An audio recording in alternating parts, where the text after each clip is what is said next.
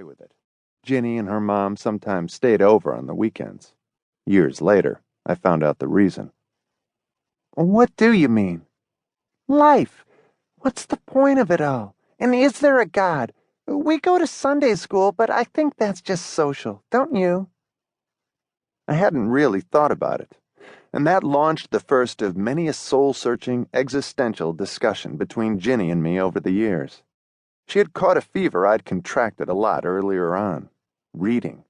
I was just graduating from the Hardy Boys into Ellery Queen, but Ginnie had discovered Ayn Rand, and pretty soon we both decided we were objectivists and deists. Both conditions, like our complexions, cleared up. Then in junior high, I decided I didn't just want to read books, I wanted to write them. And for a long time, Ginnie was the only person I'd ever show my stories to. And after I went public in the 9th grade, she remained my self-professed biggest fan. She even typed the manuscripts I sent out in the mail, until I made it through a high school typing class myself, and provided me with inevitable moral support upon their inevitable rejection. She had her own cockeyed goals, or at least so they seemed then. Women's lib was barely a rumor around these parts at the time, but Ginnie took such rumors seriously. She knew she would be a career woman, if not a professional like a doctor or lawyer, then a businesswoman. Not an employee, but an employer. She wanted to be a millionaire by her 30th birthday.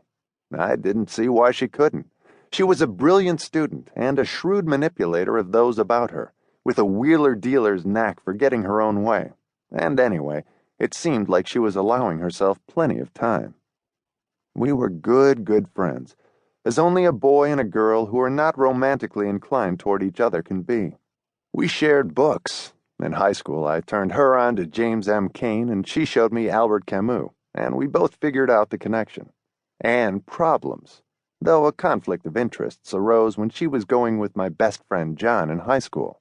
And at church camp, we gave holy hell to the poor ministers who were serving as counselors. Still in our deist period.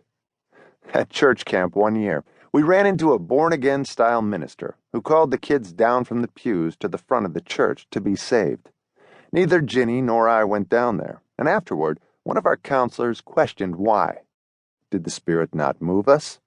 Like any good 14-year-old male, I said, I don't know. Ginnie said, Just because I live in Iowa doesn't mean I have to moo my way to the cattle trough of faith. I still remember the pale look on the poor, startled minister's face. He was just a kid, probably 22. At the time, I figured him to be ancient.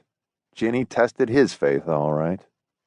But she had more in mind that summer than just setting ministers straight about religion.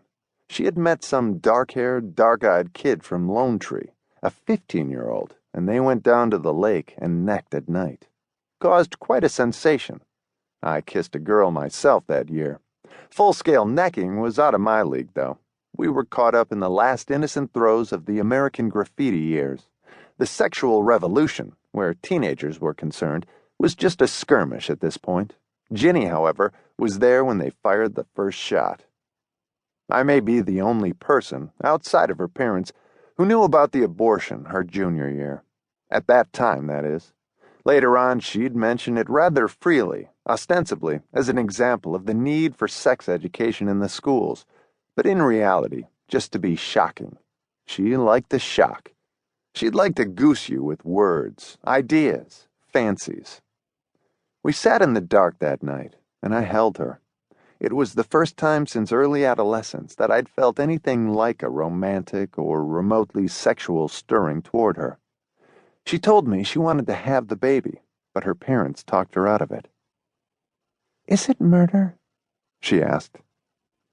I don't think so, I said, not sure. It isn't a person, not yet, it's just a fetus. You're right. I don't think abortion's wrong, Mal, or evil. Do you?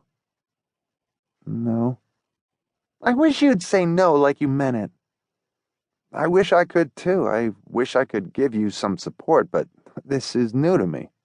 Geez, Mal, it's new to me, too. Ginnie, I never even slept with a girl, and you want advice from me on...